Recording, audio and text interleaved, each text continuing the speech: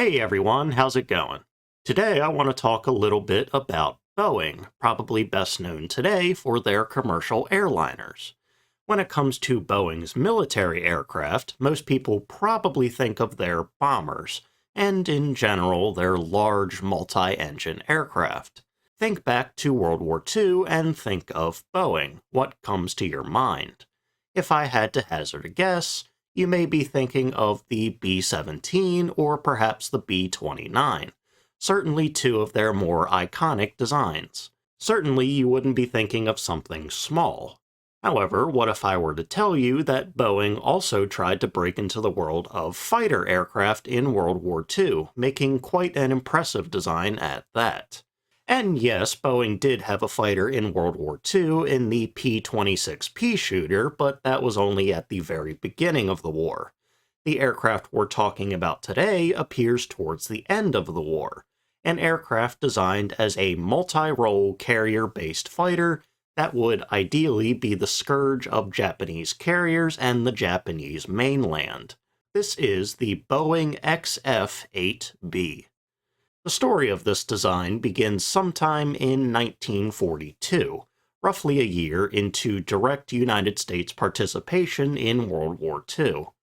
While the US would spend the first half of the year on the back foot, losing great swaths of territory in the Pacific to the Imperial Japanese, the second half of the year would see the US slow that Japanese advance down to where they could really dig in and start going on the offensive. Crucial to the Pacific War would be aircraft carriers, and since carrier-based battles were still a relatively new phenomenon, most countries were still kind of figuring things out. In their battles in 1942, the US Navy identified a major issue. The problem was that the vast majority of carrier-based aircraft lacked range, meaning that whatever the mission was, whether it was carrier-to-carrier combat or an escort mission, the carrier had to be located relatively close to the target. This would often mean that the carrier would be well within the range of enemy aircraft. So the US Navy came to the rather obvious conclusion that having a carrier-based fighter with much greater range would be massively beneficial, so they began a search for such an aircraft. To this search, Boeing would respond with their then-named Model 400 design, and the US Navy would respond on April 10th or on May 4th, 1943, with an order for 3 prototypes. In being ordered by the Navy, the Model 400 was renamed and designated as the XF8B. Measuring in at just over 13 meters long and 16 meters wide, the XF-8B was one of the largest single-seat, single-engine fighters being developed by the United States, and when compared to other carrier-based fighters from around the same time, the XF-8B was an absolute behemoth. Compared to the Hellcat, the Wildcat, and the Corsair, the XF-8B was roughly 3 meters wider and 3 meters longer than any of them. And with a gross weight of 20,500 pounds, the XF-8B was also roughly at least 6,000 pounds heavier than any of its competition. When it came to carrier-based fighters, the XF-8B was in a size league of its own. And honestly, this was not necessarily a good thing. Space on an aircraft carrier is very limited, so the larger the plane, the less of them the carrier could hold. Boeing would attempt to offset the massive size of the XF-8B somewhat by outfitting it with folding wings, as was common practice with carrier-based aircraft, but regardless, the sheer size of the XF-8B meant that it would really have to outperform the competition. And from a technical perspective, the XF-8B did just that. Outfitted with a then-in-development Pratt & Whitney R4360 with 3,000 horsepower, the XF-8B and its contra-rotating propellers would have a top speed upwards of 432 miles an hour. In an alternate emergency configuration, the engine could be given an extra 600 horsepower, bringing its top speed up to 450 miles an hour. Only the F-4U Corsair could match that speed, and even then it was the late-war F-4U-4, first delivered in 1945. In terms of sheer speed alone, the XF8B was impressive to say the least. But its top speed wasn't the only area where the XF8B could potentially outclass the competition. Boeing would design it to be quite versatile, so much so that Boeing would refer to it as the 5-in-1 aircraft, believing it could be used as a fighter, an interceptor, a dive bomber, a torpedo bomber, and a level bomber. A level bomber being like a normal bomber dropping bombs in level flight. It would be able to have this much variance largely due to its sheer size and high-power engine. As a baseline, the XF8B would be outfitted with 6 guns, either 20mm cannons or 50 caliber machine guns, an arsenal on par with other US carrier-based fighters. In addition to this, there were underwing hardpoints that could be fitted with rockets or bombs or whatever else was needed, and the fuselage also had an internal bomb bay.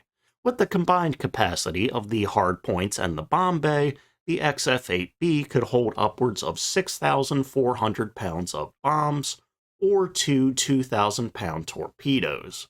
While its competition could be outfitted with similar configurations, none of them could match the payload size of the XF8B. Additionally, in having that bomb bay, its fuel capacity could be increased substantially. At a baseline, its range would be around 1,300 miles, greater than most of its competition, to be sure, but probably not enough to really safely fulfill that long-range role.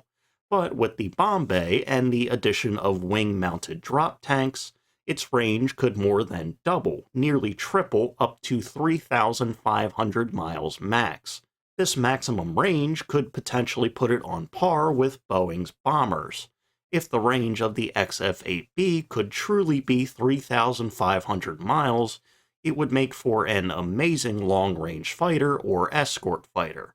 For the rest of its design and specs, apart from the contra-rotating propeller design, the only other thing of particular note was its tail, which you may recognize as it's basically a smaller copy of the tail seen on the B-17 and the B-29. I assume Boeing thought that if it ain't broke, don't fix it, and they stuck with the tail design that they were familiar with. So, with its very impressive specifications, you may be wondering why the XF-8B wasn't more of a thing in World War II, potentially being one of the best and most versatile fighters in the US arsenal. To put it simply, production issues severely hampered it. While the first order for 3 prototypes was placed all the way back in April or May of 1943, the first prototype was delivered more than a year later in November 1944, and that prototype would fly at the end of the month on November 27th. Because the engine was still in development, Boeing suffered from delays on that end, and presumably because of Boeing's massive investment in bomber production, they likely didn't have a ton of resources focused on the production of the XF-8B. Still, despite how late it was here, it was flying, and it performed quite well. The only negative note so far was that the ailerons felt a little bit heavy. Still, early the next year, in late January 1945, the second prototype was now complete. Sort of. They didn't actually have an engine ready for it yet, so it was complete, apart from the thing that makes it actually function. It wouldn't be until near the end of the year, in late November, that the second prototype finally received an engine. In the meantime, the first prototype continued flight testing, and, apart from a few hiccups, testing went pretty well. The prototype would have to undergo repairs twice, once due to a landing gear mishap and once due to an engine issue. On the former, a malfunction during a taxi test led to one of the propellers being bent.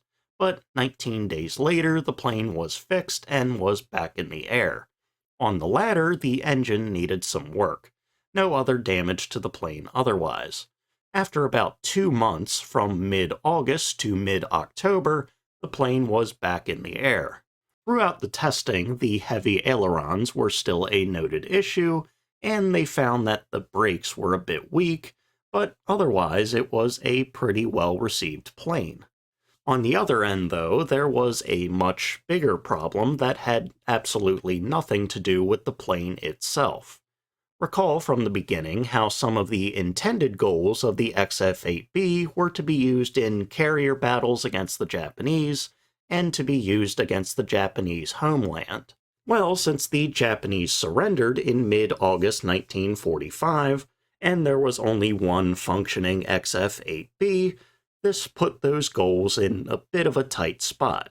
I mean, I guess they could still use them in a fight against the Japanese, but I assume that would be a bit of an issue. So this led to a situation where the war ended and the XF8B was still pretty early in its testing. The military as a whole wasn't going to be looking nearly as urgently for new, better aircraft, so this put the entire project at significant risk of being cancelled. Luckily for the project, though, the Navy still had some interest in the design, and testing on it would continue. Additionally, after the second prototype finally received an engine, it would be handed over to the Army Air Force in early 1946, after they expressed some interest in the design.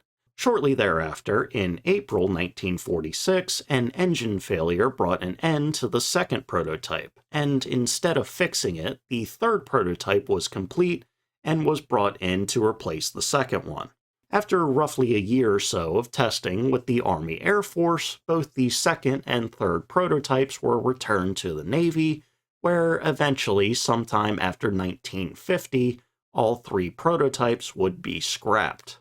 In the end, neither the Navy or the Army Air Force decided to adopt the design for a few reasons. For one, the war was over, so they weren't desperately looking for new carrier aircraft. There was also the problem that jet aircraft were on the rise, and with their increased testing, there wasn't going to be a spot for a new prop plane since it would be outclassed almost immediately. Plus, even if the XF8B wasn't outclassed, there was still the issue of its size. Because it was so much larger and heavier than your typical carrier-based plane, this automatically reduced the number of XF8Bs a carrier could hold by such a significant number that it likely wouldn't have been worth it in the grand scheme of things. I mean, why carry the XF8B when you could carry two Corsairs in its place? So, as a whole, because of the general timing of the design and its very large size, it just wasn't a viable aircraft for the Navy or the Air Force at this point, and because of that, the project just faded away. The US military would largely then go into the jet age, and Boeing would focus on their bomber production. Alright, and with that, I think we'll go ahead and end there for today. So, thank you all for watching. Remember to like, comment, and subscribe. So, for an interesting little fact about Boeing fighters, after the P-26, Boeing wouldn't produce another fighter that entered active service until 1997, when Boeing acquired the company McDonnell Douglas and took over production of the F-15 and FA-18. The P-26 was first flown back in 1932, and was removed as a frontline fighter in 1938. So we have a good 60-year gap in Boeing making fighters. So now, if you're on Jeopardy and this very specific fact pops up, you'll know who to thank, and I'll expect my check in the mail. But anyway, I hope you enjoyed the video, and I hope you learned something. So, see ya.